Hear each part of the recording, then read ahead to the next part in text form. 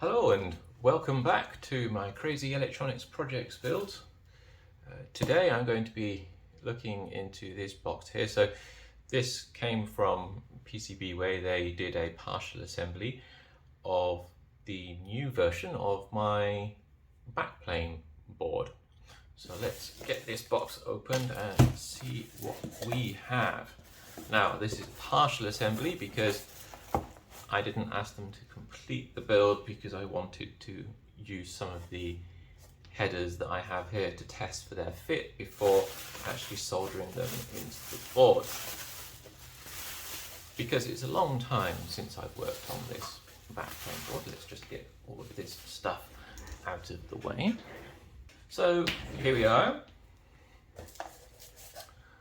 I'll have to obscure all of the order information, but I've got a couple of these which I was expecting. I actually ordered, or told them to order the wrong ones. The BOM was incorrect. And I also have this little power socket here, which the footprint that I found on the internet was not the right footprint for the actual component. So we'll put them over to this side temporarily. Now let's unwrap this one. So this is the partially assembled board first of all.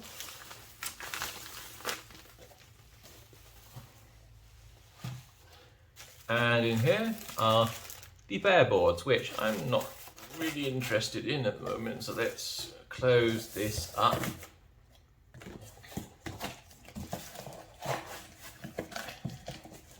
Or get rid of the box rather.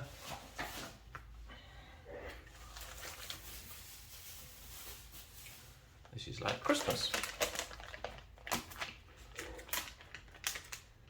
So we can see what we have. Static scrap is on, which is good. So I am actually properly grounded. So here we have the new version of the backplane board. I'm going to bring in the old backplane just so that we can actually see the differences.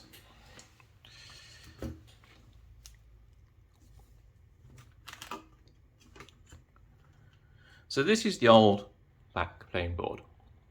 Now this old backplane board also has piggybacked onto it via these long header connectors here. This is the user port interface board. So this is the user port connector which goes into the Commodore 64 via this short ribbon cable here. It plugs in a little bit like this, but underneath. Commodore 64 say sits here, and this backplane board basically takes the 8 bits from the user port plus a write strobe plus another data direction line, which actually I'm using to reset the logic in here. But basically what it does is that it takes 3 bytes, the low and the high byte of the 64 kilobytes of memory that the Commodore 64 wants to actually write, and also the extended memory bank 8-bit register as well. And then after that, each subsequent byte which is written from the Commodore 64 is then written to ascending memory in the 64 kilobyte space in a contiguous way. So it starts from the 64K memory address, which is set up first, and then just counts 1 byte for every single byte that's transmitted thereafter. And then if you want to reset and start writing to a different area of memory, then it uses, I think, the data direction register or something like that to reset this logic here and put it back into a, I want to get the memory address and the extended memory bus. So this logic board here, I'm going to unplug from here and then plug it back into here, but it's partially assembled, so I need to put some extra headers here. And then I need to test the fit for the existing board here, going into the headers here. The other difference compared to the old board is that the new backplane, I don't know if you can see that, but it's just, the new backplane is actually just slightly narrower, the space between these headers here. And also we have some extra headers. This is because I found I was starting to run out of layers which I could plug in. The other difference with the new backplane is that I've got a couple of relatively beefy capacitors. I'm also going to add in a simple resistor and an LED here for power light indication, rather than just having it on the user port board here. And I actually have two footprints here for some power connectors. A larger barrel type connector here, and then a smaller lower profile component, which is this one here. So if I open this up,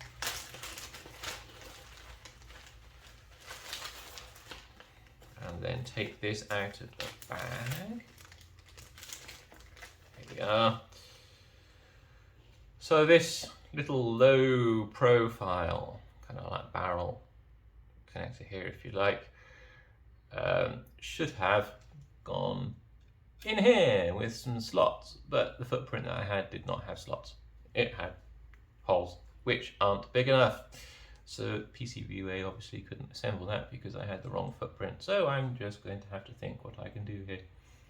I could use this one, or I could unsolder the barrel connector, or use a barrel connector rather, and then just solder it in here. I'm not going to take out this one because it's a real pain in the bum. So the old power delivery model was that the power would come in through this barrel connector here, or barrel socket, and then it would go all the way through this board here, down through here, and then into the backplane. I didn't really like that design. I mean, it served its function quite well when this exact same board was used in the whole great big large stack of the version 1 video hardware. But now I want a proper power delivery method going straight into the backplane. I don't want the power delivery method to come through here. So what this board will do is that this board won't be plugged into the power anymore. This board will actually draw its power via this header here. That's the intent anyway, and the connections to the rest of the board, to the power planes and everything like that, are a lot beefier, and hopefully these capacitors will help smooth out any slight fluctuations and deliver smoother, cleaner power to more boards. Now I've got more boards because this is going to be the video board, characters layer, another characters layer, say for example sprites layer, scaled sprites layer, tiles layer, audio, and then the last board, which I've got planned, might be one or two things. It might be an APU, which is basically like the Blitter or the copper chip in the Amiga, and its primary purpose is to allow me to latch different horizontal and vertical positions as it's drawing, and then allows me to change registers or memory contents throughout the whole design very, very quickly. It's a very simple, dedicated, almost CPU, but not quite.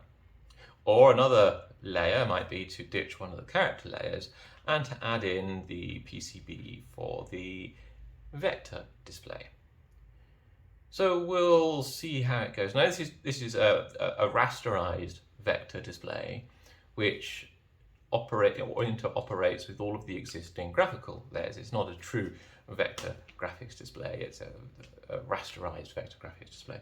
And I've tested this out already in the emulation and also in the simulation, and it allows the Commodore 64 to render solid filled, for example, 3D graphics really quite quickly. So we'll see how all of this goes. I have a little bit of soldering here. I'm going to be using some of the headers that I have lying around wherever they are. Where are they? Here they are. I have a whole bunch that I'm going to use, and I'm going to test these for fit before I solder them in, but I'm probably going to use some of these because they have a nice solder tail, but they also have the nice sockets which will actually take these longer pinned headers here. Okay, so we'll see how that goes. So I've just populated the expected headers here, and I've taped them up. The soldering iron is on. It's up to temperature. I'm using this bubble wrap here as a raised pad just to provide some extra protection to the already soldered in capacitors because they're quite tall. I've revitalized the tip on the soldering iron because it was in storage for quite some time. Just there we go, see, everything is nice. I have some extra light and magnification here. My dim eyes these days, they tend to need the magnification. So here we go. Slow and steady wins the race. I would rather have a nice, good solder joint first time instead of going back and trying to test their continuity. So here we go. Off we go.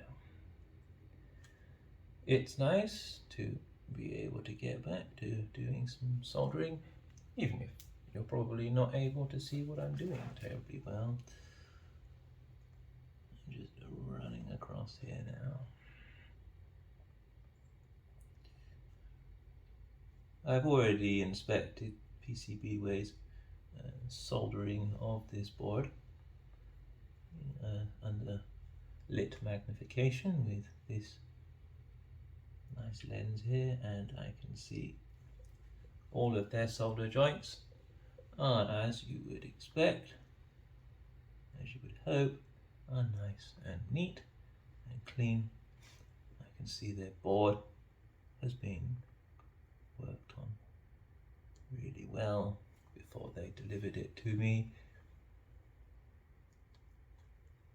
I expect and I get really good high quality builds from PCBWay. I'm very pleased with the quality of the work that they provide. Their boards, as far as I'm aware, from my limited experiments anyway, their boards work nicely first time. Any problems with the boards are usually entirely down to my fault. Occasionally, on some of my earlier designs, for example, I noticed there was quite a high degree of, well, not a high degree, there were a few solder bridges on relatively large or medium-sized boards of this size, and those solder bridges were between pads and these tiny little wires here, and that's because initially I had my pad to wire tolerance set to be quite low. I mean, it was the default for Proteus, but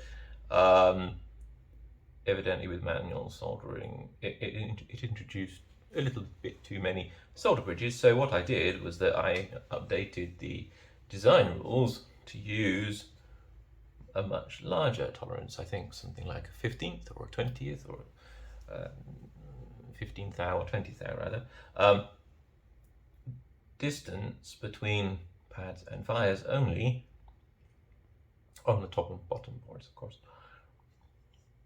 top and bottom layers, and that vastly, well, it basically removed the opportunity for pad to wire solder bridges. So I'm just checking these wires here.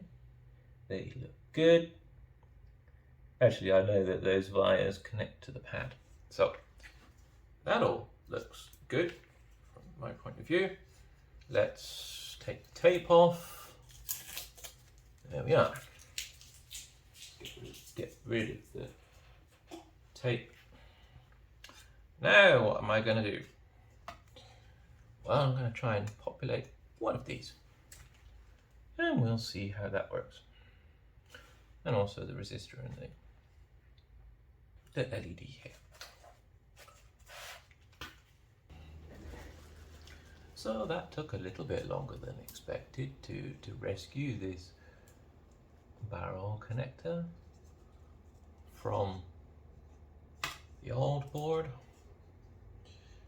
But now, taped up here, I'm just going to add the LED and the accompanying resistor here, and then I'll be able to test whether or not the power supply brick or the mean well powers this board correctly without any shorts or anything else like that. Well, I'm going to test continuity, of course. So I have an LED here,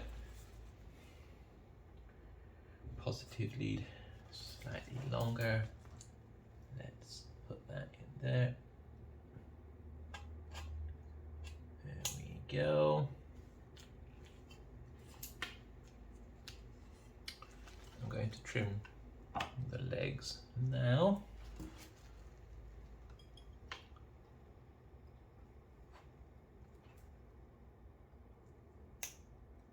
There we go.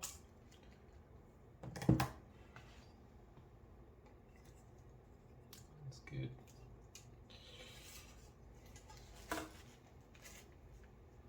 And also get that resistor out. Let's get the resistor populated. This is just an old spare resistor that I've had lying around. Its legs are a little bit wobbly and bent, but that doesn't matter to me because it's going to get trimmed down anyway.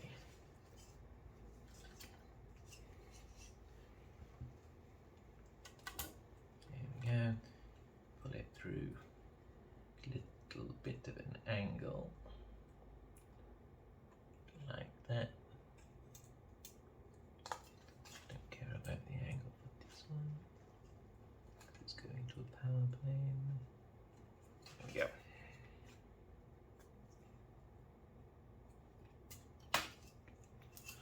Onto this side. Let's get things taped up and then soldered. One component first.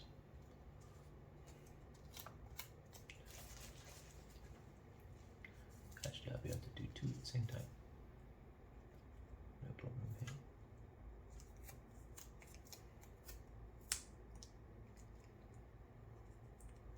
There we go. That one down. That one down.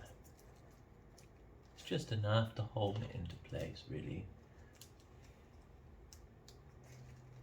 so it doesn't pop out when upside down.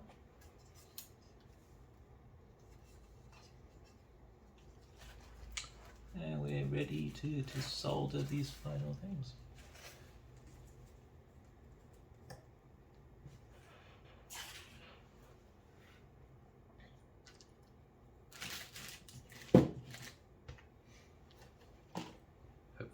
That.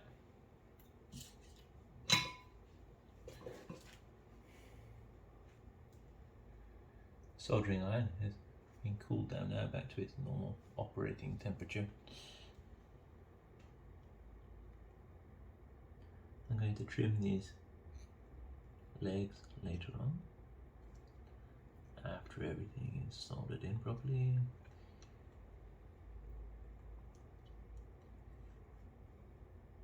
Go.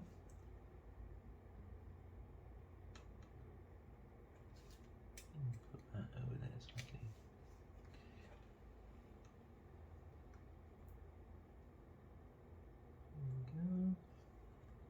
In you go. If it won't go in, that means it needs better heating or more flux.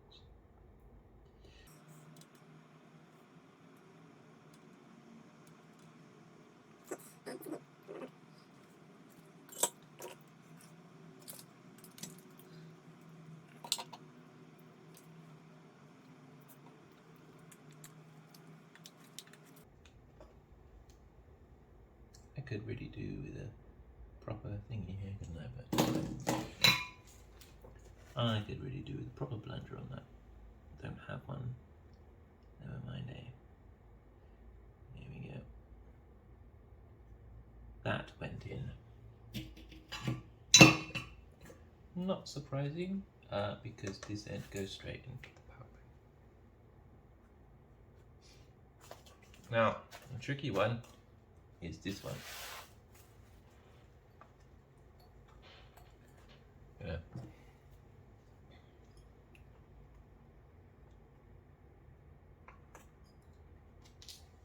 Ding ding. Yes, I know.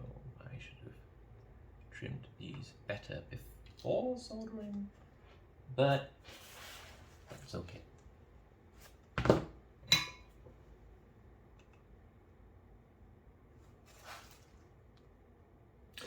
just flux, that's fine. Right, this last one has some large holes. It needs quite a bit of filling.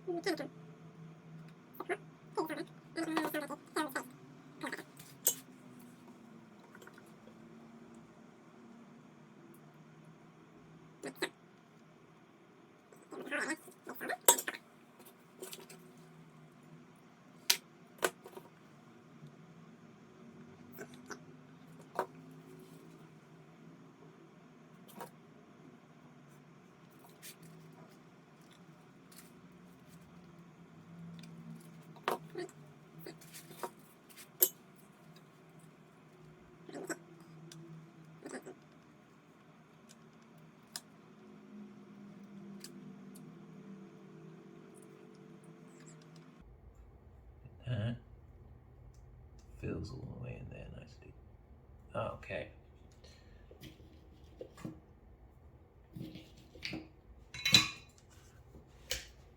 I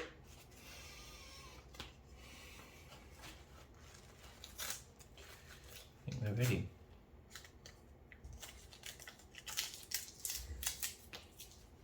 Let's see what we get.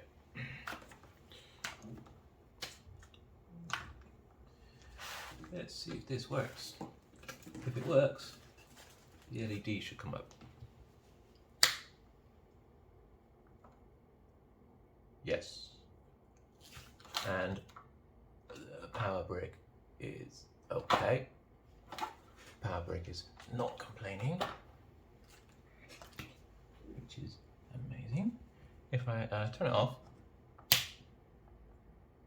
the light goes off on the power brick quite quickly, but the capacitors are probably powering the LED for quite some time. There we go. Okay, anyway, so let's do some voltage readings. Let's see what we get. Move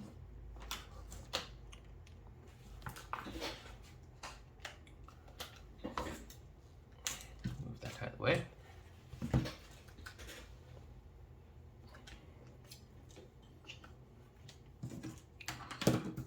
We'll move this out of the way. There we go.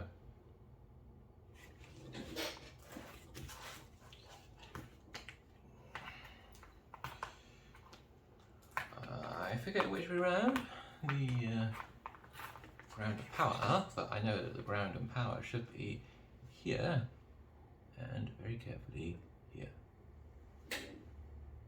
And I'm apparently getting a nice steady 5.11 volts. Alright, so that's a success.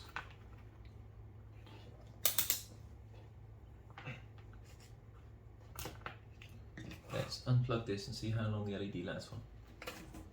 And see, the LED is a couple of seconds, which it means that these capacitors are basically kind of doing their job.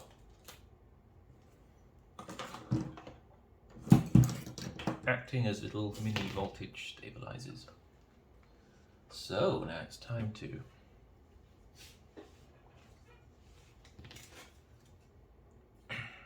plug in. I'm going to switch off the power down. It's now time to plug in this thing. And oh no, what I'm going to do first is that I'm going to extend it with these.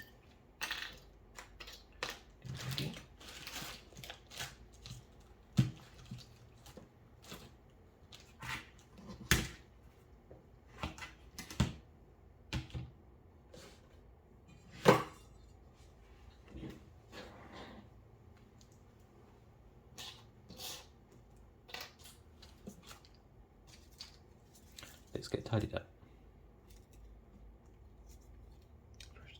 No more soldering now, that's it, soldering done. Let's close flux.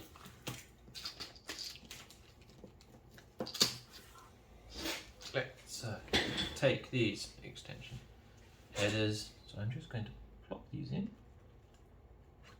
There we go.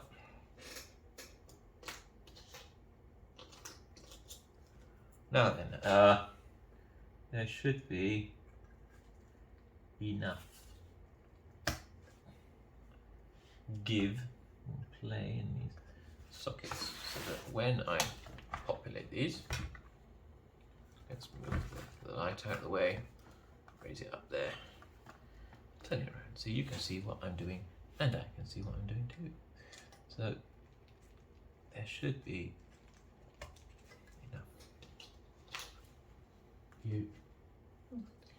that one's slightly longer than expected. Oh, that's okay. I don't mind. We'll just leave them like that because I can put the long one on this side. Now you're probably thinking, why am I doing this? Well, doing it like this means actually that I can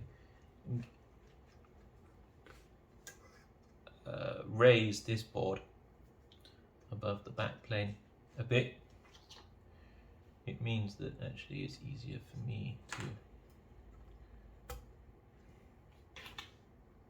disconnect, because what I can do is that I can wiggle them, and in wiggling, actually the wiggling helps to get them out again when you want to get them out again, like so. Because what I need to do is that I need to make sure that they all fit properly and that their fit is aligned with there we go. So if I put them in loose, see, I've been forgetting this. Right, there we go. And then this one is the last one, like so.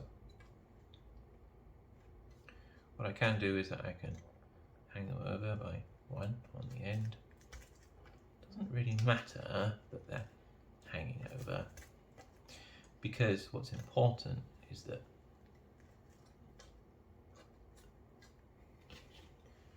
they just connect through like so.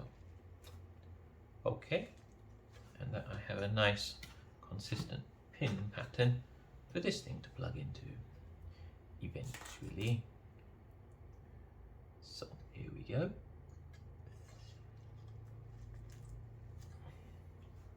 As long as all the pins line up and everything, and as long as the pins all go in their proper places, then everyone is going to be happy. The user port interface board is going to be happy. Here we go. Make sure all of those are nice and level and straight. Which they are. It also gives me a little bit more tolerance.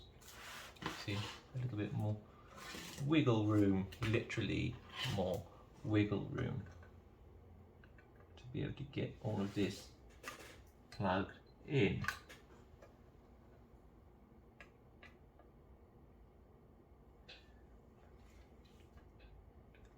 These are always a little bit of a pain to get in first time. This is why this is why for all of the other boards I adopted this much better plug arrangement. I just haven't built one of these boards yet.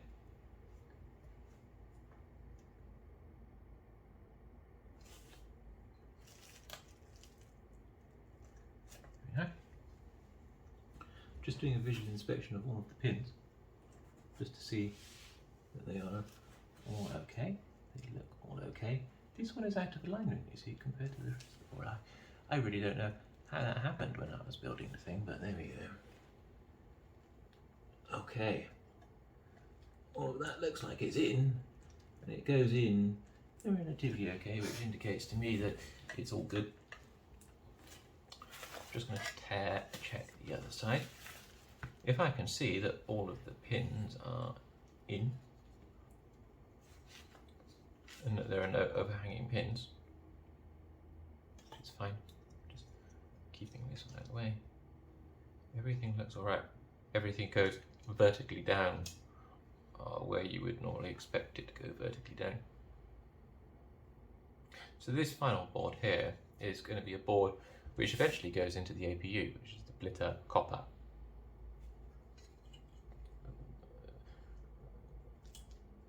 Board. The one which allows me to time all of the update effects with the screen horizontal and vertical position, pixel wise.